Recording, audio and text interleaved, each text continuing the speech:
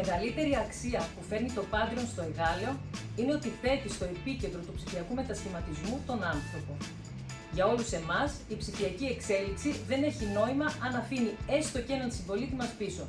Θέλουμε να γεφυρώσουμε όλες τις ανισότητες.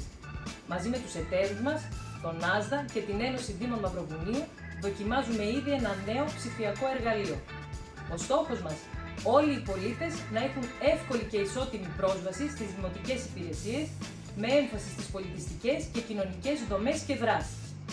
Ο ορίζοντάς μας, ένας Δήμος αποτελεσματικός και συμπεριληπτικός.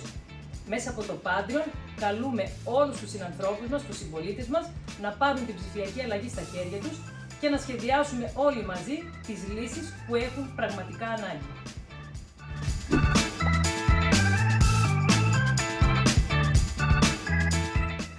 Για τον Δήμο Εγάλεο, το να είμαστε μέρος του Patreon σημαίνει πάνω απ' όλα ότι δεν είμαστε μόνοι μας στην ψηφιακή μετάβαση. Είμαστε πλέον μέλος μιας μεγάλης ευρωπαϊκής οικογένειας.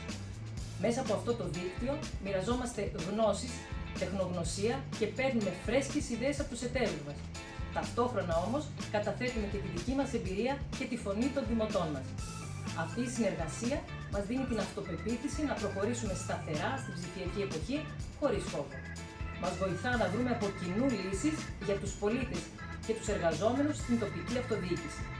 Και το πιο σημαντικό, χτίζουμε μια ζωντανή κοινότητα, μια κοινότητα που θα παραμείνει ενεργή και βιώσιμη και μετά το τέλος του προγράμματος.